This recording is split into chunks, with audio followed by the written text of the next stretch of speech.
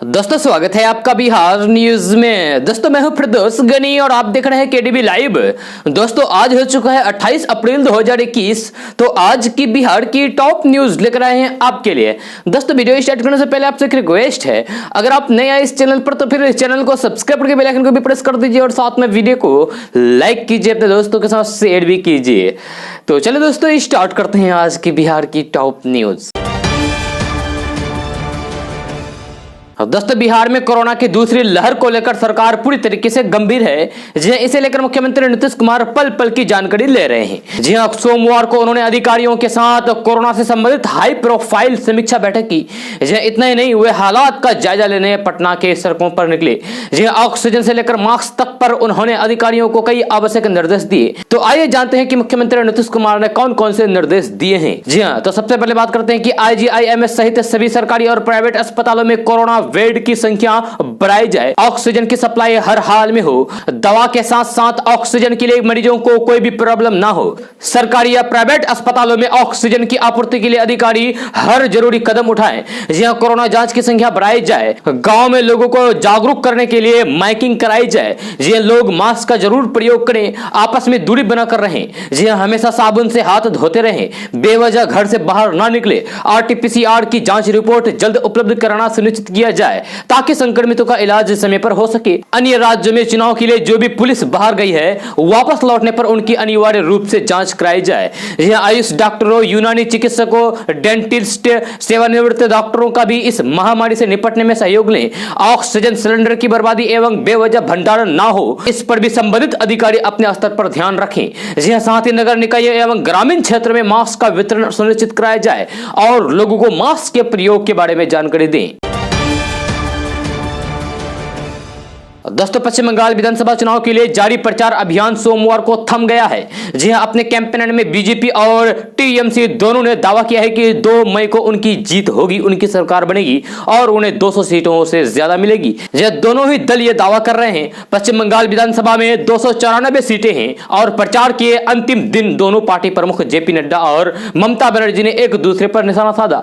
जय मुख्यमंत्री ममता बनर्जी ने यह स्पष्ट किया है कि उनकी पार्टी 200 से अधिक सीट पर जीत हासिल करेगी, जबकि भाजपा 70 सीट से ज्यादा नहीं जीत सकती है। JP नड्डा ने कहा है कि उनकी पार्टी पहले ही मतदान के छठे चरण तक बहुमत के निशान यानी कि 148 को पार कर चुकी है और जब तक सभी 8 चरणों के मतदान होंगे तब तक इसमें और बड़ी संख्या जुड़ेगी।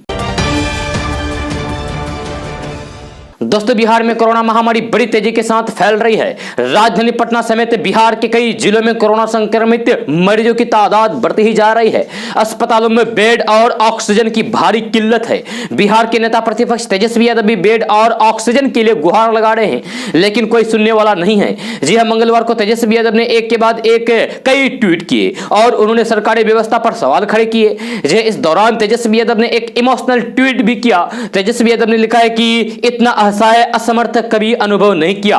एक इंसान होने के नाते चाहकर भी गुहार लगा रहे हैं, मदद मांग रहे हैं, तड़प रहे हैं और जरूरतमंदों की मदद नहीं कर पा रहा है। अस्पतालों में जब फोन लगाओ तो जवाब आता है कुछ नहीं कर सकते सर, बेड नहीं है, इंजेक्शन नहीं है, ऑक्सीजन नहीं है, कैसे मदद करें। ये नेता प्रतिपक्ष तेजस्वी यादव ने आगे ट्वीट करके लिखा है कि अधिकारियों को फोन लगाओ तो फोन बजते रह जाता है, यह कोई उठाता नहीं है फोन। अधिकारी या तो CM की भी नहीं सुन रहे हैं या फिर मुख्यमंत्री को व्यवस्था दुरुस्त करने में कोई रुचि नहीं है। कोई ऐसी डेडिकेटेड हेल्पलाइन नहीं है जहां लोग फोन करके रियल टाइम बेड, ऑक्सीजन या फिर दवाओं की उपलब्धता की जानकारी ले पाए। नागरिकों के लिए एक तरफ बेपरवाह और भ्रष्ट सरकारी व्यवस्था का अंधा कुआं है तो दूसरी तरफ काला बाजारी, मुनाफाखोरी और आंकड़ों की हेराफेरी। भ्रष्ट सरकार धृतराष्ट्र की तरह हाथ पर हाथ धरे बैठी है। लोगों को मरते छोड़कर सरकार बस हेडिंग, मैनेजमेंट और मौत के आंकड़ों को कम करने में लगी है। एक और ट्वीट में उन्होंने लिखा है कि हमारी पार्टी और कार्यकर्ता लोगों की मदद कर रहे हैं, लेकिन एक सीमा के बाद ऑक्सीजन नहीं मिल पाती। जहां अस्पताल में बेड नहीं मिल पाते। हम सीमित संसाधनों के साथ लोगों की मदद करने के लिए आगे बढ़ते तो हाथ ऊपर कर चुकी सरकार और उसकी भ्रष्ट सरकारी व्यवस्था दीवार बनकर रास्ता रोक देती है। जी हां, हमने सर्वदलीय बैठक में सरकार को इस महामारी से निपटने के लिए 30 सकारात्मक सुझाव दिए थे, पर एक भी अहंकारी सरकार ने अमल नहीं किया। नीतीश सरकार की आम लोगों की तकलीफ दूर करने की कोई भी मंशा ही नहीं है। यह सरकार बस विज्ञापन देकर और आंकड़ों को कम करके धूल झोंकने की फिराक में है। दोस्तों बिहार में ऑक्सीजन की भारी किल्लत से तरफ तरफ कर लोगों के मरने के बाद भी सरकार की जुबान बंद है। यह मुख्यमंत्री खामोश है। आज सुशील कुमार मोदी ने गुहार लगाई है। सुशील कुमार मोदी ने गुहार लगाई है कि कोई बिहार को भी ऑक्सीजन का क्रायोजेनिक टैंकर उपलब्ध करा दे। यह सुशील कुमार मोदी ने केंद्र सरकार से भी गुहार लगाई है। यह उन्होंने ट्वीट पर लिखा है कि केंद्र सरकार को ऑक्सीजन परिवहन की जरूरतों को देखते हुए बिहार को भी कुछ क्रायोजेनिक टैंकर जल्द ही उपलब्ध कराना चाहिए। सुशील कुमार मोदी ने लिखा है कि देश में ऑक्सीजन की किल्लत को दूर करने के लिए निजी क्षेत्र की कंपनियां सामने आई है। टाटा समूह भी 2 दर्जन क्रायोजेनिक टैंकर उपलब्ध करा रहे हैं। जी हां, सुशील कुमार मोदी ने बिहार के लिए भी कुछ टैंकर मांग की है। जी हां, गौरतलब है कि बिहार में ऑक्सीजन की भीषण किल्लत है। बिहार के पास ऑक्सीजन तैयार करने की ना अपनी क्षमता है और ना ही बाहर के ऑक्सीजन मंगवाने का कोई साधन है। लेकिन बिहार के मुख्यमंत्री नीतीश कुमार ने जब तक केंद्र सरकार से कोई मांग नहीं की है, जी हां, केंद्र के आधा दर्जन से ज्यादा राज्यों के मुख्यमंत्री ने अपने राज्य में ऑक्सीजन की किल्लत के बाद केंद्र के सामने फरियाद की। जी हां, बिहार के मुख्यमंत्री नीतीश कुमार की ओर से ऐसी कोई भी मांग नहीं की गई। अब सुशील कुमार मोदी मांग रहे हैं। जी हां, अब सुशील कुमार मोदी मांग कर रहे हैं, जबकि सुशील कुमार मोदी जिस पार्टी में है उसी पार्टी की बिहार में सरकार है। जी हां, फिर भी उसको ट्विटर पर ऑक्सीजन की मांग करने पड़ रहे हैं। दोस्तों कोरोना महामारी से लोग दहशत में हैं, लेकिन यह महामारी अपराधियों के लिए एक बहुत बड़ी राहत लेकर आई। जी हां, अब पुलिस उन्हें जेल भेजने की बजाय थाने से छोड़ दे रहे हैं। जी हां, बिहार पुलिस कोरोना के कारण 7 साल से नीचे की सजा के तहत आने वाले अपराध में शामिल अपराधियों को सिर्फ हिदायत और बॉन्ड भरवा कर थाने के स्तर पर ही छोड़ रही है। जी हां, एडीजी जितेंद्र कुमार का कहना है कि कोरोना का दौर है, इसीलिए पुलिस ने अपराधियों की गिरफ्तारी को लेकर अपनी रणनीति में थोड़ा बदलाव किया है। जी हां, एडीजी के अनुसार आदतन अपराधी या फिर जिनके बारे में केस के आईओ को लगता है कि यह शख्स सबूत को टेम्पर कर सकता है और गवाह को डरा धमका सकता है, उसकी गिरफ्तारी में कोई बदलाव नहीं किया गया है। जी हां, बिहार पुलिस वैसे अपराधियों को तत्काल गिरफ्तार करके जेल भेज रही है और उनके खिलाफ कानूनी कार्रवाई भी कर रही है। दोस्तों पूर्णिया में बढ़ते कोरोना को रोकने को लेकर जिला प्रशासन ने सख्ती बढ़ा दिया है। जी हां, जिलाधिकारी ने वीकेंड लॉकडाउन का दायरा को बढ़ा दिया है। अब पूरे जिले में 3 हफ्ते तक शनिवार और रविवार को आवश्यक सेवाओं को छोड़कर सभी दुकानें बंद रहेंगी। इससे पहले केवल पूर्णिया नगर निगम क्षेत्र के लिए यह व्यवस्था लागू की गई थी। आपको बता दें कि जिला प्रशासन की ओर से पहले 21 अप्रैल से 15 मई तक पूर्णिया नगर निगम क्षेत्र में प्रत्येक शनिवार और रविवार को सभी दुकानें एवं व्यापारिक और व्यावसायिक प्रतिष्ठान पूरी तरीके से बंद रखने का आदेश दिया गया था। लेकिन बढ़ते कोरोना संक्रमण को देखते हुए जिलाधिकारी ने अब इसे पूरे जिले में लागू करने का आदेश जारी कर दिया है। जी हां, नए आदेश के तहत अब 15 मई तक प्रत्येक शनिवार और रविवार को पूरे जिले के हाट और बाजारों में दुकान और प्रतिष्ठान पूरी तरीके से बंद रहेंगे। जी हां, जिला पदाधिकारी राहुल कुमार ने धारा 144 के अधीन 15 मई तक के लिए वीकेंड लॉकडाउन का दायरा बढ़ा दिया है। जी हां, जिले में यानी कि पूर्णिया जिले में कोरोना संक्रमण के मामले में वृद्धि को देखते हुए जिला प्रशासन ने इस प्रकार का फैसला लिया है। जी हां, इस दौरान आवश्यक सेवाओं की दुकानें खुली रहेगी, साथ ही बिहार सरकार की ओर से जारी कोरोना गाइडलाइंस लागू रहेगी। दोस्तों जन अधिकार पार्टी के संयोजक राजेश रंजन उर्फ पप्पू यादव अक्सर सुर्खियों में रहते हैं। जी अलग अलग वक्त पर कारण भी अलग रहते हैं। कभी वे अपराध की दुनिया का बड़ा नाम बने रहते हैं तो कभी कोसी और पूर्णिया इलाके में उनकी छवि किसी रॉबिन हुड से कम नहीं रही है। जी किसी आपदा के वक्त वे लोगों के साथ हरदम खड़े नजर आते हैं। आज जब कोरोना काल के घने अंधेरे में हर तरफ अफरा तफरी है, लोग परेशान से जूझ रहे हैं, वहीं पप्पू यादव मुसीबत में घिरे लोगों के लिए हर वक्त घने अंधेरे के बीच रोशनी के रूप में खड़े नजर आ रहे हैं। जी हाल ही में गंभीर बीमारी को देखते हुए पप्पू यादव का ऑपरेशन हुआ था। जी डॉक्टरों ने उन्हें आराम करने की सलाह दी थी, रेस्ट करने की सलाह दी थी, लेकिन वे कभी पटना के पीएमसीएच तो कभी अगले ही पल एनएमसीएच में नजर आते हैं। जी दानापुर से दीदारगंज तक करीब 25 से 30 किलोमीटर की दायरे में आने वाला हर जगह जहां भी उनकी जरूरत होती है वे एक कॉल में पहुंच जाते हैं। जी डॉक्टरों से मिलते हैं, लोगों की मुश्किलों का निदान करते हैं और अगर सामान्य तरीके से मदद ना मिल रही है तो फिर वे अपने अंदाज में हरकाते हुए नजर आते हैं। जी कोरोना संकट के बीच खुद अस्पतालों के निरीक्षक के लिए निकलते हैं। इस दौरान कुव्यवस्थाओं को वे लोगों के बीच रखते हैं और सरकार पर हमला बोलते हैं। वे जरूरतमंदों की यथासंभव मदद भी करते हैं और इस बात की भी वकालत करते हैं कि सरकार अगर बिहार में कोरोना के चैन को तोड़ना चाहती है तो वे सभी कोरोना अस्पतालों को सेना के हवाले कर देना चाहिए, तभी बिहार से कोरोना का खात्मा हो पाएगा। आपको बता दें कि पप्पू यादव की सक्रियता तब भी इसी तरीके से थी जब 2 साल पहले पटना डूब गया था। तब भी उन्होंने इसी तरीके से किया था। था, उस समय भी जब सब नेता भागे चल रहे थे वे फरिश्ता बनकर आए थे। पटना की सड़कों पर गले भर पानी में डूब डूब कर दिन रात मदद करते रहते थे। जरूरतमंदों तक पीने का पानी और राशन पहुंचा रहे थे, जहां रेस्क्यू कर रहे थे। तब कहा गया था कि पप्पू यादव नाटक कर रहे हैं, लेकिन मदद करना क्या नाटक हो सकता है? जहां इस बार भी कुछ लोग ऐसा ही कर रहे हैं कि वे एक बार फिर से नाटक कर रहे हैं। जी पर सवाल यह है कि कोविड संक्रमण के खतरों के बीच सीधे कोरोना अस्पताल में दाखिल हो जाना क्या यह नाटक है? बिना जाति धर्म पूछे लोगों की मदद को हर स्तर पर आगे रहना क्या यह ढोंग है? यह क्या मीडिया में रहने के लिए कोई अपनी जान को जोखिम में डालेगा? हालांकि कई लोग कहते हैं कि उनकी राजनीतिक महत्वाकांक्षाएं हैं। जाहिर है इस बात से इनकार नहीं किया जा सकता है कि ऐसा हो सकता है। यह बात तब सही होती दिख रही थी जब साल 2020 में उन्होंने अपने कैंडिडेट उतारे थे, लेकिन हकीकत यह भी है कि कुम्हरार से इनके कैंडिडेट को कितना वोट मिला था। पानी में डूबे पटना में इस इलाकों में उन्होंने शायद ही कोई घर हो जिसको उस विपदा में मदद ना की होगी, लेकिन उसके कैंडिडेट की बुरी तरीके से हार हुई थी। बहरहाल हकीकत यह भी है कि हमारे यहाँ ऐसे सेवा भाव वाले लोगों को वोट नहीं मिलता है, वोट तो जाति और धर्म पर मिलता है। जब पूरा पटना बाढ़ में डूब रहा था उस समय मदद करने ना तो बीजेपी आए थे और ना ही राजद वाले। लोग आज भी तत्कालीन डिप्टी सीएम सुशील कुमार मोदी का वे हाफ पैंट पहने हुए रेस्क्यू वाला दृश्य नहीं भूले हैं। कैसे वे कई दिनों तक अपने घर से बेघर थे। तेजस्वी यादव दिल्ली में थे और नीतीश कुमार भी लंबे वक्त के बाद ही पटना का जायजा लेने के लिए निकले थे। तब यह सच्चाई थी कि पप्पू यादव लगातार पानी में डूब डूब कर लोगों की मदद कर रहे थे। दोस्तों बिहार के ग्रामीण इलाकों में रहने वाले लोगों के लिए बड़ी खबर सामने आ रही है। ताजा रिपोर्ट के मुताबिक बिहार के गांवों में भी कोरोना का फैलाव होने लगा है। इससे बिहार सरकार की टेंशन बढ़ गई है तथा सरकार चिंतित नजर आ रही है। खबर के मुताबिक पटना जिले के 100 से अधिक गांव कोरोना के संक्रमण की चपेट में आ चुके हैं। कई गाँव को प्रशासन के द्वारा सील भी किया गया है तथा लोगों को आने जाने पर प्रतिबंध भी लगाया गया है ताकि कोरोना के फैलाव को रोका जा सके। आपको बता दें कि दिल्ली, मुंबई सहित कई अन्य राज्यों से प्रवासी अपने गाँव लौट रहे हैं बिहार, जिसके कारण ग्रामीण इलाकों में कोरोना का फैलाव हो रहा है तथा लोग कोरोना से संक्रमित होते जा रहे हैं। इससे उनकी परेशानी बढ़ती ही जा रही है। मिली जानकारी के अनुसार पटना के फतुहा, परसा, बाजार, बिहटा, मसूरी, बख्तियारपुर, गौरीचक, मेहंदीगंज, पालीगंज, खुशरूपुर, मोकामा समेत कई इलाकों में कोरोना का रफ्तार तेजी के साथ बढ़ रही है। इन इलाकों में रहने वाले लोग सावधान रहें। दोस्तों बिहार के ब्लॉक में नौकरी करने की चाहत रखने वाले लोगों के लिए बड़ी खबर सामने आ रही है। मिली जानकारी के मुताबिक बिहार के सभी ब्लॉकों में बम्पर भर्ती की जाएगी। इसको लेकर सरकार की ओर से दिशा निर्देश जारी किया गया है। यह खबर के मुताबिक बिहार के 534 ब्लॉक में एक एमबीबीएस डॉक्टरों और नर्स के 2 पदों को भरा जाएगा। इसको लेकर विभाग ने तैयारियां शुरू कर दी है। बहुत जल्द इसके लिए कोई नोटिफिकेशन जारी किया जा सकता है और भर्ती की प्रक्रिया को पूरा की जा सकती है।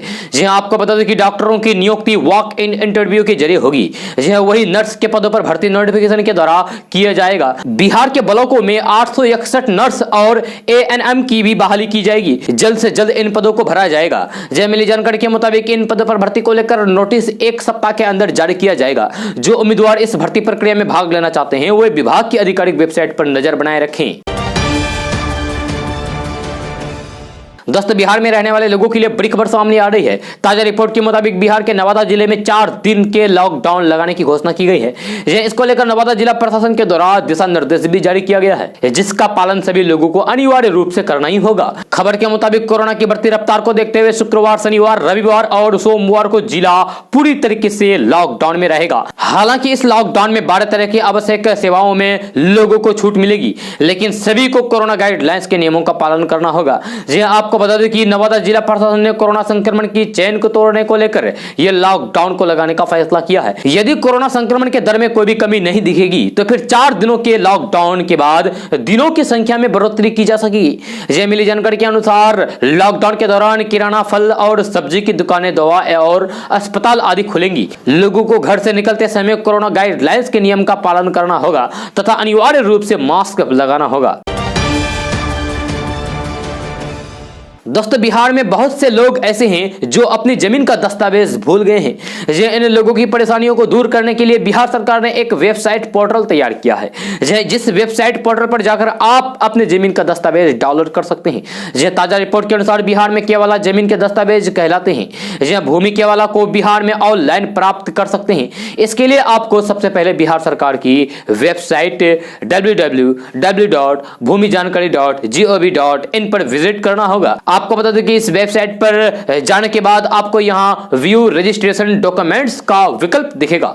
जी हां, आप इस विकल्प पर क्लिक करें। इसके बाद स्टेप बाय स्टेप प्रक्रिया को पूरी करते जाएं। आपके सामने जमीन का केवाला दिखाई देगा जिसे आप डाउनलोड कर सकेंगे। मिली जानकारी के अनुसार जमीन का केवाला निकालने के लिए आपको अपना जमीन का रजिस्ट्रेड ऑफिस, प्रॉपर्टी कहां स्थित है, प्रॉपर्टी का सर्किल, मौजा नंबर आदि की जानकारी को सही भरना होगा। तभी आप जमीन का केवाला निकाल सकेंगे। दोस्तों, कोरोना की दूसरी लहर के बाद देश में हर दिन लाखों कोरोना के मामले सामने आ रहे हैं। जी हां, केंद्र और राज्य सरकारें स्थिति को देखते हुए अब पूर्ण लॉकडाउन पर विचार कर रही है। इस बीच भारतीय रिजर्व बैंक ने चेतावनी दी है कि अगर कोरोना के मामले नहीं रुके तो देश पर महंगाई की मार पड़ सकती है। जी हां, आरबीआई का कहना है कि पूरे देश में लॉकडाउन लगता है तो फिर इसका असर सप्लाई पर पड़ेगा, जिसके चलते देश में महंगाई बढ़ने का खतरा है। जी हां, आरबीआई ने अप्रैल के लिए जारी किए गए बुलेटिन में यह बातें कही है। आरबीआई का मानना है कि अगर इस पर काबू नहीं किया गया तो फिर से सामान की आवाजाही पर लंबे समय तक प्रतिबंध लग सकता है, जिसका असर सप्लाई चेन पर देखा जा सकेगा। जी हां, भारतीय रिजर्व बैंक के आंकड़ों के मुताबिक कंज्यूमर प्राइसेस इंडेक्स आधारित महंगाई इस मार्च में बढ़कर 5.5% हो गई है, जो कि फरवरी में 5% थी। वहीं खाद्य और ईंधन की कीमतों में तेजी से महंगाई बढ़ी है। यह गौरतलब है कि देश में लगातार कोरोना रोगियों की तादाद बढ़ती जा रही है। अभी भी प्रतिदिन 3 लाख से अधिक व्यक्ति कोरोना पॉजिटिव हो रहे हैं। जी हां, भारत में बीते 24 घंटे के दौरान 3,23,000 नए मामले सामने आए हैं। जी हां, वहीं 24 घंटों के दौरान 2700 लोगों की जान चली गई है इस कोरोना के चलते। दोस्तों, देश में कोरोना की दूसरी लहर की वजह से हालात खराब हो जाने पर एआईएमआईएम प्रमुख और हैदराबाद से सांसद असदुद्दीन ओवैसी ने मोदी सरकार को घेरा है। यह एक समाचार के मुताबिक ओवैसी ने कहा है कि देश में कोरोना महामारी को नियंत्रित कर पाने के जिम्मेदार केवल और केवल प्रधानमंत्री नरेंद्र मोदी हैं। जी हां, असदुद्दीन ओवैसी ने कहा है कि आपने पिछले साल लोगों को कहा था कि ताली बजाओ, उससे क्या हुआ? क्या देश से कोरोना भाग गया? जी हां, ओवैसी ने कहा है कि प्रधानमंत्री नरेंद्र मोदी ने अस्पतालों में सुविधा क्यों नहीं बढ़ाई? क्या केंद्र सरकार उस वक्त से सो रही थी? यह देश की राजधानी दिल्ली में ऑक्सीजन की कमी क्यों हो गई है? यदि हम आत्मनिर्भर भारत हैं तो फिर क्यों सऊदी अरब, रूस और दूसरे देशों से सहायता ले रहे हैं? यह ओवैसी ने कहा है कि मृतकों को दफनाया जा रहा है, शव जलाए जा रहे हैं और इनको खुशबू आ रही है। यह मोदी सरकार अदृश्य हो गई है। ओवैसी ने कहा है कि अगर हमारे पास एमवी फंड होता तो लोगों को ऑक्सीजन या फिर दवाई दे सकते थे, मगर अब कुछ नहीं है। यह उन्होंने मांग की है कि मोदी सरकार को पीएम केयर फंड में से पैसा निकालकर राज्य सरकारों को देना चाहिए, जिससे वे कोरोना टीकाकरण अभियान तेज करवा सके। उन्होंने कहा है कि देश में ऑक्सीजन की भारी किल्लत मची हुई है। इसके बाद भी रविवार को मन की बात कार्यक्रम में पीएम मोदी ने सिर्फ एक बार ही ऑक्सीजन का जिक्र क्यों किया? दोस्तों, बिहार में कोरोना महामारी का संक्रमण काफी तेजी के साथ फैल रहा है। जी हां, राज्य के कई जिलों में प्रशासन की टीम ने वीकेंड लॉकडाउन का ऐलान किया है।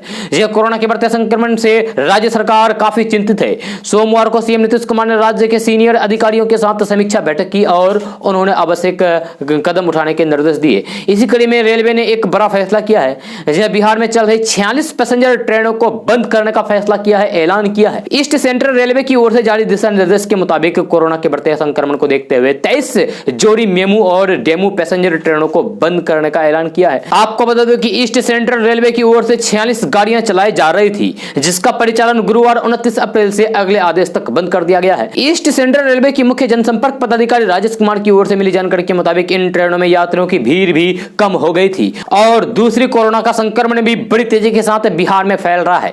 इसीलिए रेलवे ने यह बड़ा निर्णय लिया है, बड़ा फैसला किया है। आगे ये ट्रेनें कब से चलाई जाएगी इसकी सूचना यात्रियों को बाद में दी जाएगी। जी हां, फिलहाल 29 अप्रैल से इन सभी 46 ट्रेनों का परिचालन अगले आदेश तक बंद कर दिया गया है। दोस्तों, कोरोना काल में इंटरनेट के इस्तेमाल में बढ़ोतरी देखी गई है। इसके साथ ही ऑनलाइन फ्रॉड के मामले भी तेजी के साथ बढ़ रहे हैं। हैकर्स यूजर्स को सबसे ज्यादा शिकार गूगल पर बनाते हैं। जी हां, गूगल पर हम अक्सर ऐसी जानकारियां सर्च कर लेते हैं जो हमारे लिए नुकसानदायक होती है। जी हां, हैकर्स इन सर्च में ताक लगाए रहते हैं और जैसे ही आप इन्हें सर्च करते हैं आप इनकी ठगी का शिकार हो जाते हैं। जी हां, हम आपको कुछ ऐसे ही सर्च के बारे में बताने जा रहे हैं जो कि आपको नहीं करना चाहिए। जी हां, कोरोना काल में ऑनलाइन बैंकिंग और ट्रांजैक्शन पहले से ज्यादा बढ़ गई है। इससे कई फायदे हैं तो कई नुकसान भी हैं। ऑनलाइन फ्रॉड करने वाले हैकर्स बैंक की तरह यूआरएल बना देते हैं। इसके बाद हम जब भी उस बैंक का नाम डालते हैं तो फिर हम उनके जाल में फंस जाते हैं और हमारे खाते में से पैसे चुरा लेते हैं। इसीलिए पैसा बैंक की जानकारी गूगल से ना लेकर बैंक की ऑफिशियल वेबसाइट से लेना चाहिए।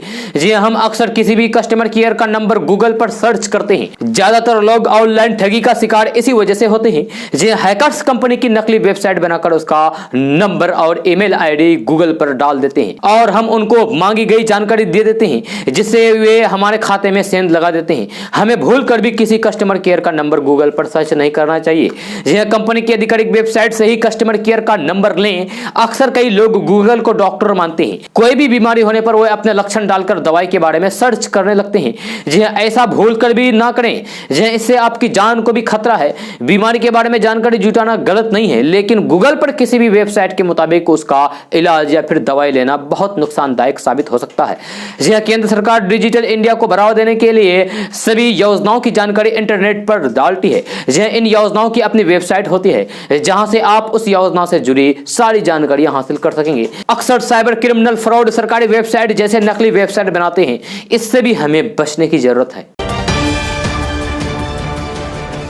दोस्तों कोरोना महामारी के दूसरे तीसरे स्ट्रेन से लगातार बढ़ रहे मामलों के बीच कुछ सकारात्मक अपडेट भी सामने आ रहे हैं। जी हां सार्वजनिक क्षेत्र में भारत के सबसे बड़े बैंक भारतीय स्टेट बैंक यानी कि एसबीआई ने देश भर में स्थित अपनी शाखाओं में क्लरिकल कैडर में जूनियर एसोसिएट के 5000 प्लस पदों के लिए अधिसूचना जारी कर दी है। बैंक द्वारा कुल 5000 से अधिक क्लरिकल कैडर की खाली पड़े पदों के लिए योग्य उम्मीदवारों से आवेदन आमंत्रित किए जा रहे हैं। आवेदन के इच्छुक उम्मीदवार एसबीआई की ऑफिशियल वेबसाइट www.sbi.co.in पर उपलब्ध कराए गए ऑनलाइन एप्लीकेशन फॉर्म के माध्यम से आवेदन कर सकते हैं। एसबीआई क्लर्क भर्ती 2021 ऑनलाइन आवेदन की प्रक्रिया कल 27 अप्रैल 2021 से शुरू हो गई है और उम्मीदवार 27 मई 2021 तक अपना एप्लीकेशन ऑनलाइन सबमिट कर पाएंगे। दोस्तों उत्तर प्रदेश के बागपत में रामला थाना क्षेत्र में कोरोना महामारी के बीच हिंदू मुस्लिम सांप्रदायिक एकता की मिसाल देखने को मिली। जी हां सूप गांव के 28 वर्षीय अंकित को सांस लेने में दिक्कत होने पर निजी अस्पताल ले जाया गया। वहां डॉक्टर ने निजी स्तर पर ऑक्सीजन की व्यवस्था करने को कहा दिया। यह कहीं भी सिलेंडर नहीं मिला। यह बात जब किशनपुर बराल के नौशाद को पता चली तो उसने अपनी वेल्डिंग मशीन में लगा ऑक्सीजन सिलेंडर उतार कर दे दिया। जी अब अंकित की हालात में सुधार है। जी उनके परिजन नौशाद को भगवान का दूत मानते हैं। जहां किशनपुर बराल निवासी नौशाद की गांव में ही बैटरी बनाने की दुकान है। सोमवार को सूप गांव के जय भगवान के भतीजे अंकित को अचानक सांस लेने में दिक्कत होने लगी। जहां परिवार के लोग उसे लेकर अस्पताल की ओर दौड़े, लेकिन कहीं भी ऑक्सीजन की व्यवस्था नहीं हो पाई। चिकित्सकों ने उन्हें यानी कि डॉक्टरों ने उन्हें निजी स्तर पर ऑक्सीजन सिलेंडर की व्यवस्था करने की सलाह दी। सिलेंडर की तलाश में पीड़ित परिवार किशनपुर बराल गांव में नौशाद के पास पहुंचा और मदद मांगी। नौशाद ने अपनी वेल्डिंग मशीन में लगा ऑक्सीजन सिलेंडर उतार कर उन्हें दे दिया। इसके बदले में पैसे लेने से भी इनकार कर दिया। नौशाद ने बताया कि उसके पास एकमात्र सिलेंडर है। जब वो खाली होता है तो उसके बदले में भरा हुआ सिलेंडर लाता है। साथ ही उन्होंने कहा कि संकट की इस घड़ी में आदमी को ही आदमी का काम आना चाहिए, धंधा तो सब चलता ही रहेगा। इधर ऑक्सीजन मिलने के बाद अंकित की हालात में सुधार आया है। परिजन नौशाद को किसी फरिश्ते से कम नहीं मान रहे हैं।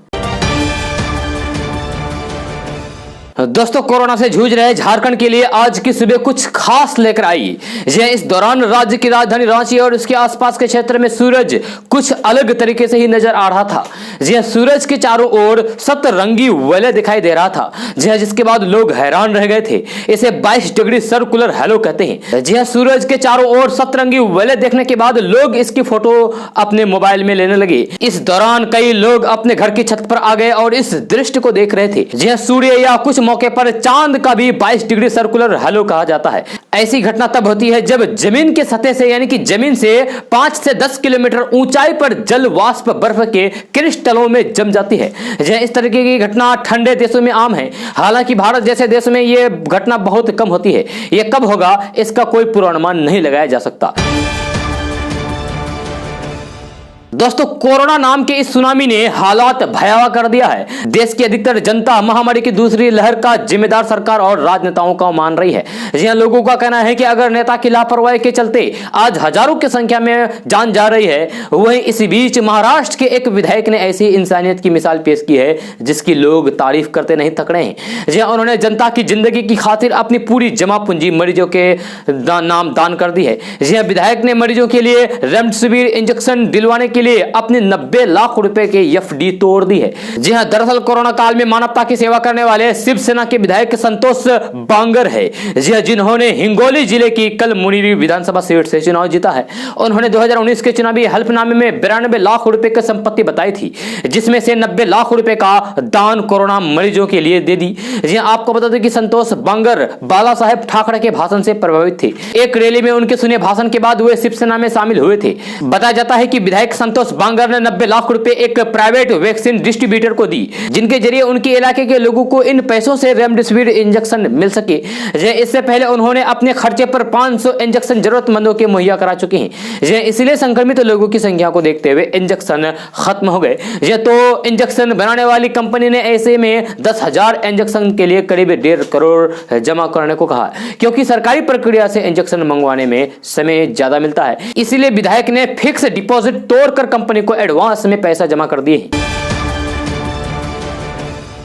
दोस्तों, मध्य प्रदेश के एक किसान ने अपनी बेटी की शादी के लिए रखे 2 लाख रुपए का दान स्थानीय प्रशासन को ऑक्सीजन खरीदने के लिए दे दिया है। जी हां, किसान ने देश में ऑक्सीजन की कमी को देखते हुए कोरोना रोगियों की दुर्दशा को देखते हुए यह फैसला लिया है। मध्य प्रदेश के नीमच जिले के गवाल देवियान गांव के चंपालाल गुर्जर ने मयंक अग्रवाल को मेडिकल ऑक्सीजन की सिलेंडर खरीदने के लिए 2 लाख रुपए का चेक सौंपा। एक जिला प्रशासन के लिए, दूसरा जिरोना तहसील के लिए, जहां ये रहते हैं। जी हां, गुर्जर ने अपनी बेटी की शादी के लिए पैसे बचाए रखे थे। शादी समारोह को भव्य बनाना चाहता था, जो कि रविवार को होनी थी।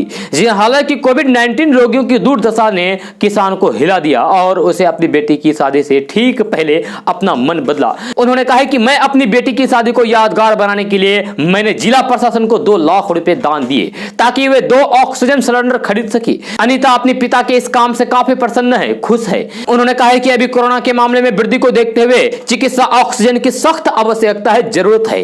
कलेक्टर अग्रवाल ने कहा कि अगर अन्य लोग भी इस किसान की तरह सहायता करते हैं और दान करते हैं तो फिर महामारी के खिलाफ लड़ाई बहुत आसान हो जाएगी। देश में कोरोना की दूसरी लहर के बीच लोगों की मदद के लिए कई व्यक्ति आगे आए हैं। वहीं मुंबई के शाहनवाज शेख ने कुछ दिनों पहले ही अपने इलाके में लोगों की मदद के लिए अपनी MUV यानी कि 22 लाख रुपए की कार बेच दी। अपने फोर्ड एंडेवर को बेचने के बाद वे रोगियों के लिए 160 ऑक्सीजन सिलेंडर खरीदने में सफल रहे। दोस्तों, देश में कोरोना के कहर के बीच प्रधानमंत्री नरेंद्र मोदी ने अमेरिका के राष्ट्रपति जो बाइडेन से फोन पर बातचीत की। इस बातचीत के बाद प्रधानमंत्री नरेंद्र मोदी ने ट्वीट करके कहा कि आज जो बाइडेन के साथ उपयोगी बातचीत हुई। हमने दोनों देशों में कोरोना की स्थिति पर विस्तार से चर्चा की। मैंने भारत को अमेरिका द्वारा प्रदान किए जा रहे समर्थन के लिए राष्ट्रपति बाइडेन को धन्यवाद दिया। पीएम मोदी ने आगे कहा कि बाइडेन के साथ बातचीत के दौरान टीकों से संबंधित कच्चे माल, दवाइयों की सप्लाई चेन की महत्ता को भी रेखांकित किया गया। उन्होंने कहा कि स्वास्थ्य सेवा क्षेत्र में भारत और अमेरिका की साझेदारी कोविड-19 की वैश्विक चुनौती से निपटा जा सकता है। हाल ही में अमेरिका ने भारत में कोविशील्ड के उत्पादन के लिए तत्काल कच्चा माल उपलब्ध कराने की बात कही है। दोस्तों, कोरोना की दूसरी लहर के कारण देश भर में बढ़ते संक्रमण के मामले के बीच सरकार ने सोमवार को कहा कि अब ऐसा समय आ गया है कि लोगों को घर के भीतर भी मास्क पहनकर रहना चाहिए और मेहमानों को अपने घर में आमंत्रित नहीं करना चाहिए, यानी कि बुलाना नहीं चाहिए। इसके बाद लोगों के मन में यह सवाल उठने लगा कि आखिर स्वास्थ्य मंत्रालय ने ऐसा क्यों कहा। इसका जवाब भी केंद्र सरकार ने दिया है। सरकार ने कहा है कि अगर कोई व्यक्ति सामाजिक दूरी के नियम का पालन नहीं करते हैं तो वह 30 दिन में 406 लोगों को संक्रमित कर सकता है। अगर संक्रमित व्यक्ति की गतिविधियां 50% तक थम जाए तो फिर इस अवधि में केवल 15 लोग संक्रमित होंगे। वही गतिविधि 75% तक घटने पर एक व्यक्ति 30 दिनों में 25 लोगों को संक्रमित कर सकता है। यह टीकाकरण और कोरोना से बचाव के लिए उपयुक्त व्यवहार अपनाने पर जोर देते हुए सरकार ने सलाह दी है कि यह ऐसा समय आ गया है कि लोगों को घर के भीतर भी मास्क पहनना चाहिए। दोस्तों ऐसा लग रहा है कि कोरोना संक्रमण पर प्राचीन भारतीय आयुर्विज्ञान ही सफलता प्राप्त करेगी। जी हरियाणा के ईएसआईसी मेडिकल कॉलेज एवं अस्पताल में कोरोना पर नीम के प्रभाव को जानने के लिए हुआ क्लिनिकल ट्रायल सफल रहा। यह क्लिनिकल ट्रायल की रिपोर्ट के अनुसार नीम की गोली कोरोना संक्रमण की रोकथाम में कारगर साबित हो सकती है। ये trial ESIC medical college and अस्पताल ऑल इंडिया इंस्टीट्यूट ऑफ आयुर्विज्ञान निसर्गा बायोटेक प्राइवेट लिमिटेड ने बीते साल अगस्त माह में संयुक्त रूप से शुरू किया था। यह तब से इस पर रिसर्च किया जा रहा था। रिसर्च में पाया गया है कि नीम की गोली पूरी तरीके से सुरक्षित है, इससे जान को भी कोई भी जोखिम नहीं है। यह गोली कोरोना संक्रमण के खतरे 55% तक कम करने में प्रभावशाली है।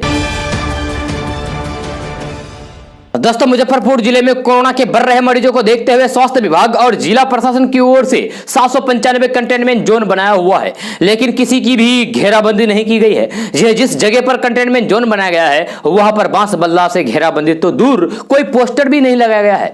यह विभाग के नियम के अनुसार संक्रमण पर काबू पाने के लिए कंटेनमेंट जोन जाने के अंदर प्रत्येक घर से सैंपल लेने का प्रावधान है, लेकिन अब तक जिले में सिर्फ कागजातों पर ही कंटेनमेंट जोन नजर आ रहा है। यह हकीकत में कुछ भी नहीं है। दोस्तों एक और जहां पुलिस और उत्पाद विभाग की टीम लगातार शराब तस्करों पर कार्रवाई कर रही है, भारी मात्रा में रोज शराब पकड़े जा रहे हैं, वहीं दूसरी ओर तस्कर भी नए नए तरकीब से शराब की खरीद बिक्री कर रहे हैं। साथ ही प्रतिबंधित पदार्थों का भी यही तस्करी किया जा रहा है। जी हां, पुलिस के सामने इन तस्करों को पकड़ना किसी चुनौती से कम नहीं है। हालांकि पुलिस ने एक मामला उजागर किया है जिससे सनसनी फैल गई है। यह भागलपुर सहित बिहार में शराब की खुलेआम होम डिलीवरी हो रही है। यह तस्कर दूध के डिब्बों में शराब की बोतलें रखकर डोर टू डोर सप्लाई कर रही है। यही नहीं, तस्करों के कई गिरोह लोगों को नशीले वस्तुएं भी घर बैठे भेज रहे हैं। ये लोग चोरी छिपे इन मादक पदार्थों की सप्लाई में जुड़े हुए हैं। यह रात में चोरी छिपे शराब की पेटी तस्करों तक पहुंचाई जाती है, जहां से वे शराब की होम डिलीवरी कर रहे हैं। तस्कर दूध के डिब्बों या फिर कैन में शराब की बोतल भरकर पुलिस के बगल से गुजर जाते हैं, लेकिन पुलिस को भनक तक नहीं लगती है। दोस्तों आज का न्यूज़ बस यहीं तक। कैसा लगा जरूर अपना सुझाव दीजिएगा नीचे कमेंट बॉक्स में कमेंट करके। अगर आप नए आए इस चैनल पर तो फिर इस चैनल को सब्सक्राइब करके बेल आइकन को भी प्रेस कर दीजिए और साथ में वीडियो को लाइक कीजिए, अपने दोस्तों के साथ शेयर भी कीजिए। तो चलिए दोस्तों फिर मिलते हैं अगली वीडियो में। जय हिंद, जय बिहार।